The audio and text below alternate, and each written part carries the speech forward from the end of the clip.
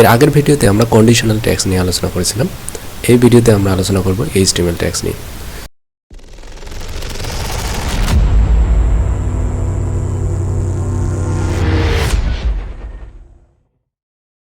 তো HTML tags কত ধরনের হতে পারে সেইটা নিয়ে আলোচনা করব। HTML ট্যাগস সাধারণত দুই ধরনের হতে পারে। আমরা যদি HTML ট্যাগস ওপেন করি, একটা হচ্ছে ফর্ম ট্যাগ আর একটা হচ্ছে স্টাইল ট্যাগ। ওকে, ফর্ম ট্যাগের মধ্যে আমাদের বেশ কিছু টাইপ থাকবে ফর্মের।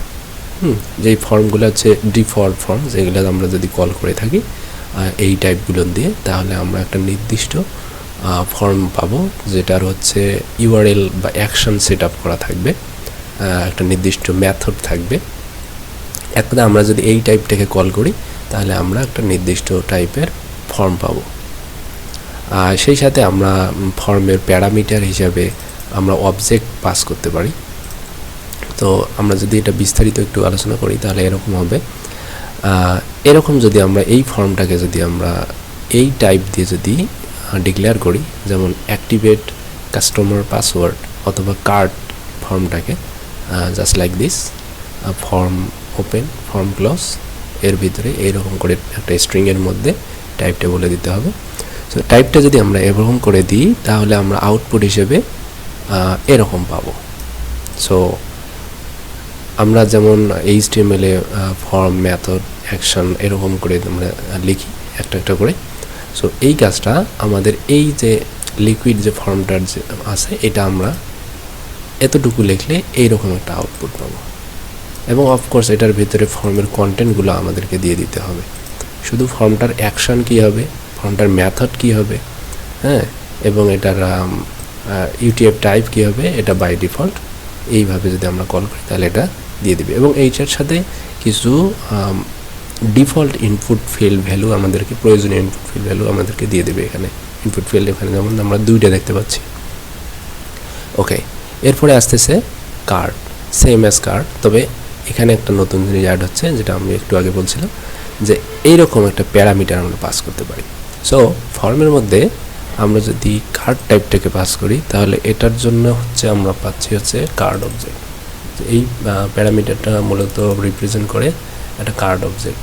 সো এখানে আমরা বিস্তারিত যদি একটু নিচের দিকে তাকাই তাহলে আমরা দেখতে পাবো যে কার্ড অবজেক্ট কি। এটা যে ক্লিক করলে আমরা কার্ড অবজেক্ট পাবো।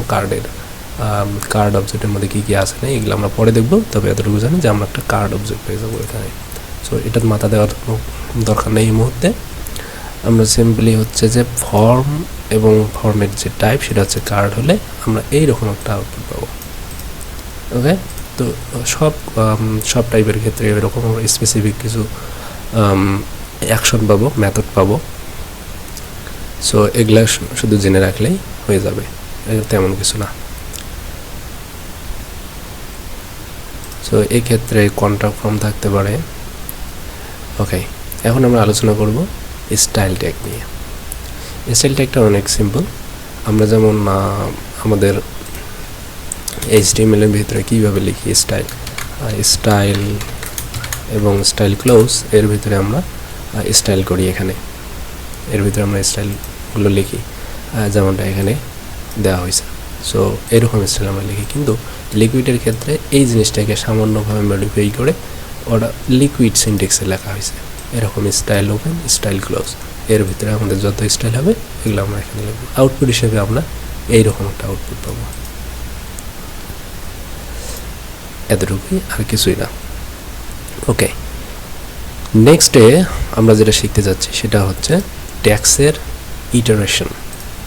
তাহলে আবার দেখা হচ্ছে পরের ভিডিওতে।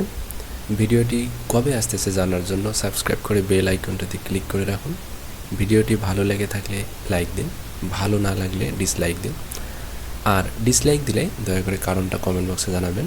আমি সে অনুযায়ী পরবর্তী ভিডিওগুলো ভালো করে ট্রাই করব। সাথে থাকার জন্য ধন্যবাদ।